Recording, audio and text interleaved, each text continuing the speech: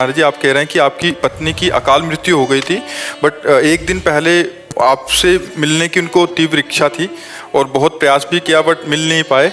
मतलब वहीं से महाराज जी उनके अंतिम इच्छा को पूरी करने के लिए आप आए हैं महाराज जी। हाँ, धन्यवाद है। हमें लगता है कि एक श्रीमद् भागवत का पाठ करवा लेना, मूल संस्कृत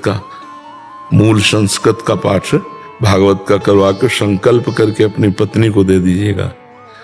तो मूल संस्कृत के पाठ से क्या है कि अकाल मृत्यु में जहां भी जो भी गति होगी उसमें उन्नति हो जाएगी, क्योंकि भागवत इतनी समर्थ है कि धुंधकारी प्रेत बन गया था, फिर भी उसे भागवत ने भगवत स्वरूप प्रदान करके परम पद दिया। विमान आया था गोकर्ण जी के सामने, तो हमको लगता है कि तस्मात् शास्त्रम प्रमाणम थे, तो अगर उनकी इच्छा की पूर्ति तो उनकी सदगति की भी पूर्ति करवा दीजिए।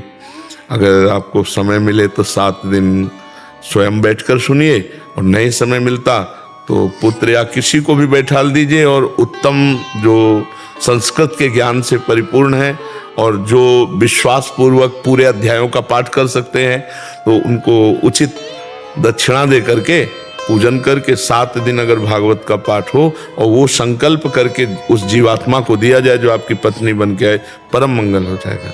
आप ऐसा कर लेना। शायद भगवान ने इसीलिए आपको भेजा होगा कि उसका मंगल हो जाए। जीव का मंगल होना, भगवान की लीला कथा और भगवान के भक्त, यही है जहाँ से मंगल होता है।